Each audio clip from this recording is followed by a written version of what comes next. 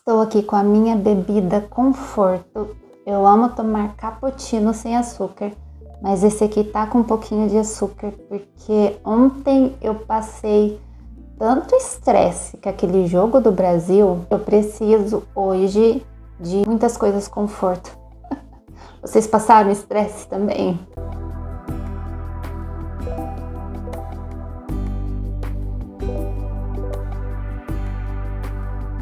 Olá pessoal, sejam todos bem-vindos ao meu canal. Eu sou a Regiane e aqui falamos sobre livros. E hoje o assunto não é futebol, mas eu estou com hiperfoco na Copa, o que eu posso fazer.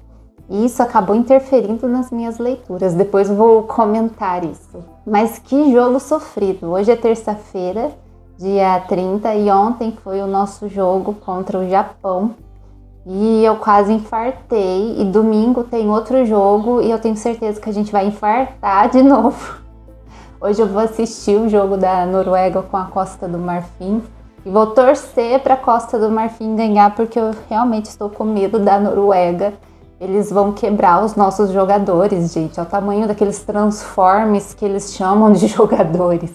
Enfim, hoje vamos falar sobre as minhas leituras do mês de junho. Tem muita coisa legal aqui pra gente comentar. Teve livro abandonado, tive ressaca literária, mas também tive leituras incríveis. Então pegue seu cafezinho e vamos falar sobre livros. Vou deixar o link de todos esses livros aqui embaixo. Se você comprar qualquer livro por meio do meu link, você não paga nada mais, mas você me ajuda a ganhar uma pequena comissão da Amazon. Vamos falar sobre o abandono do mês, que foi o livro que eu iniciei o mês passado. Eu falei nas leituras do mês de maio, que é A Vez da Minha Vida, da Cecily Ahern, ou Ahern, eu nunca sei falar o nome dela. Era um livro que eu estava gostando, eu passei da metade, ó, eu tô mais ou menos aqui, então eu acho que eu li uns 65% do livro. Só que a história tava um pouquinho maçante, tava interessante, eu tava gostando. Só que chegou uma hora que, sabe quando a leitura não vai? Tá um pouco chato a leitura e eu não quis me forçar a ler. Eu acho que o nosso tempo é muito precioso pra gente ficar gastando com aquilo que não está funcionando pra gente. Então eu escolhi abandonar. Vou dar uma nova chance para ele futuramente. Provavelmente eu vou pegar o livro e continuar de onde eu parei, mas não vai ser agora porque realmente não funcionou para mim. Aqui a gente tem a história da Lucy, que a vida dela desandou após o término do namoro dela, um namoro de anos. E por conta disso ela parou de viver, então ela mais mente do que conta a verdade. Ela não fala para as pessoas que ela não está bem. Ela mesma acredita que ela está bem, mas na verdade ela não está. Ela vive num apartamento sujo, ela não lava as roupas dela, ela está num estado bem caótico. Ela foi demitida de um emprego muito bom por conta dela ter bebido muito após o término. Aí ela se envolveu numa confusão com um cara importante lá do antigo emprego dela, então por isso ela foi mandada embora. Aí ela arranjou um emprego ruim, ela só conseguiu porque ela mentiu para conseguir esse emprego. Ela tem um problema com a família dela também, principalmente com o pai dela. Então assim, é uma pessoa bem caótica que precisa de terapia. Mas aqui no livro, em vez da gente ter, né, uma terapia, existe um projeto chamado Vida, que a família dela inscreveu ela, e Vida, que é um homem, aparece para ajudar ela.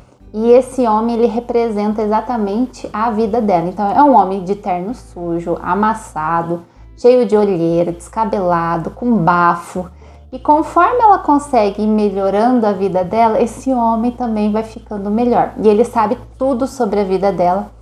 É até engraçado porque parece que ele não existe, mas na verdade ele existe, ele é uma pessoa. Só que ele tem tudo da vida dela, tudo que ela falou, tudo que ela já fez, até o que ela pensou, ele tem no computador dele. Como isso acontece, eu ainda não sei. Não sei se o livro vai explicar isso, mas Vida está tentando ajudar a Lucy a superar esse passado dela e a melhorar a vida. Então, assim, é uma história legal, é divertida, é interessante. Só que chegou um ponto que, sabe? Eu empaquei, parece que tá meio chato, não tô conseguindo me concentrar para ler, então eu resolvi mais para frente eu volto com essa história. E o outro livro que eu li, eu trouxe uma resenha de mais de 30 minutos aqui no canal, só falando sobre este pequeno livro, O Demônio Familiar, do José de Alencar. Que história boa! Eu amei ler essa história. Aqui a gente tem uma comédia, é uma peça de teatro que o José de Alencar fez. Ela estreou em 5 de novembro de 1857. Eu queria tanto assistir a essa peça. E ela é escrita em forma de peça mesmo. Olha, tem as falas e o nome dos personagens. É assim que é o livro inteiro. Eu achei que eu teria dificuldade de ler algo assim. Eu não sou acostumada a ler livros assim. Mas foi super tranquilo. Eu consegui visualizar toda a cena sem ter descrição nenhuma. É maravilhoso, gente, essa história e como faz a sua imaginação trabalhar. Eu imaginava os trejeitos dos personagens, as expressões, até um arquear de sobrancelha eu conseguia ver por causa de determinada fala. Maravilhoso, amei. Aqui a gente tem a história do escravo Pedro, que tem o sonho de ser cocheiro. Esse é o sonho dele. E ele começa a manipular seus senhores e as pessoas ao seu redor para que isso aconteça. Então ele se intromete na vida da Henriqueta, da Carlotinha, do Eduardo, do Alfredo, do Azevedo. Ele consegue manipular todo mundo. E no final das contas, temos um final feliz para Pedro aqui, viu? Vai lá assistir a minha resenha, vou deixar o link aqui embaixo. É uma história que vale a pena. Entrou para as minhas leituras favoritas do ano, com certeza. O outro livro que eu li, ainda não terminei, porque eu peguei uma ressaca literária. Eu estou com hiperfoco na Copa. Quem me segue lá no Instagram, se você não me segue, vai lá me seguir. Eu tô viciada. Eu só falo de Copa lá. Tô viciada nos memes, eu reposto e compartilho os memes igual uma doida. Meu celular tá cheio de meme que eu fico mandando pro meu marido. Então eu acho que isso atrapalhou um pouco a minha leitura, porque chegou uma hora que eu tive uma pequena ressaca literária. Eu fiquei alguns dias sem ler nada, mas agora eu voltei. O livro eu não terminei, mas faltam acho que 12 ou 15 páginas e eu acredito que eu termino ele hoje. Então eu vou contar como uma leitura concluída, que é A Escrava Isaura, do Bernardo Guimarães. Vamos ignorar essa capa feia do livro, por favor. E como vocês podem ver, eu marquei ele adoidado, com as flagzinhas aqui, porque isso vai me ajudar com a resenha. Assim que eu terminar a leitura, vou gravar a resenha e trazer aqui pro canal. É uma leitura muito gostosa, fácil. Não tem muitas palavras difíceis, é uma ou outra que eu pesquisei. Eu até compartilhei no Instagram que tem uma parte aqui que fala sobre o luto, mas não é a palavra luto que eles usam. É outra palavra. Deixa eu ver se eu acho aqui. Gente, o que é legal de ler clássicos é isso, porque a gente aprende palavras novas.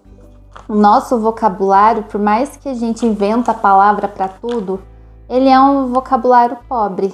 Pobre no sentido de, se a gente pega, né, esses livros mais antigos, a gente vê que a gente tem realmente um vocabulário bem pobre.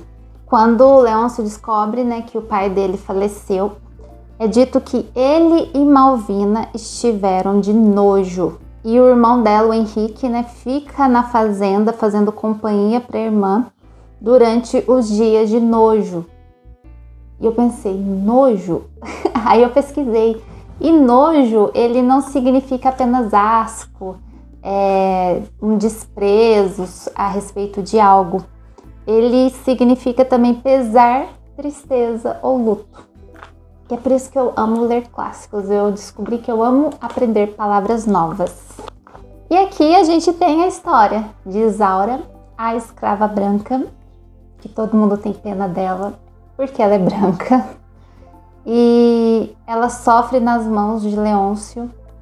é um pouco parecido com a novela, tá? Eu não assisti a novela da Record inteira, então eu não sei se ela foi fiel 100% à história. É claro que a novela ela aumentou muita coisa, colocou um monte de personagem que não tem aqui. Então eu não sei se lá também a história da Isaura segue pelos mesmos caminhos do livro, né? Mas eu não vou contar tudo aqui, não vou fazer um resumo porque eu quero fazer a resenha. Mas eu tô gostando, tá? É uma leitura que eu gostei. Eu fico indignada em 90% da história, fico. Eu entendo que o autor fez uma história sobre uma escrava branca porque era o único jeito de fazer o pessoal daquela época ler uma história sobre um escravo. Porque se ela fosse uma escrava negra, será que as pessoas leriam? Provavelmente não. Mas essa dó, essa pena da Isaura, só porque ela é branca, me irrita bastante, gente. Porque é basicamente isso. Todo mundo, até os escravos têm dó da Isaura, porque a Isaura é branca. Não é pra ela ser escrava. E ninguém tem dó dos escravos mesmo, tá? Ninguém tem dó dos negros nesse livro. É só do anjo, que é a Isaura. Mas tirando isso, é uma leitura bem gostosa, bem fluida. O Bernardo Guimarães escreve super bem, ele é bem descritivo. Não é cansativo de ler, então a ressaca literária que eu tive não é porque a história não estava funcionando. Eu acho que é porque minha cabeça estava em outra coisa, eu passei muito tempo também nas redes sociais. Aí quando eu pegava o livro para ler, eu não tinha muita concentração. Mas agora eu acredito que voltei ao normal. Agora eu tô conseguindo ler e eu termino este livro hoje.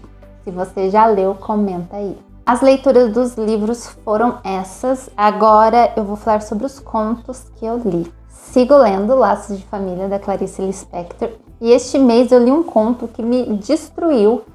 Eu estava assim com o meu emocional destruído na resenha, que é o conto Preciosidade. Vou deixar o link da resenha aqui embaixo. É um conto que eu nunca mais vou reler. Eu tento apagar ele em alguns momentos da minha cabeça, porque é um conto triste. É sobre uma menina de 15 anos que sofre uma violência. Não preciso explicar. Você entendeu. Você que é mulher já pegou no ar. E você que é homem, é exatamente isso que está passando pela sua cabeça agora. E é complicado de ler porque não é tão descritivo assim, tanto que em algum momento eu fiquei em dúvida sobre o que realmente aconteceu. Mas é triste o pós isso, porque o conto começa com uma garota com medo. Ela tá com medo o tempo inteiro, toda vez que ela vai pra escola, toda vez que ela encontra com homens nas ruas, no ônibus, ela tá sempre com medo, mas ela não entende esse medo.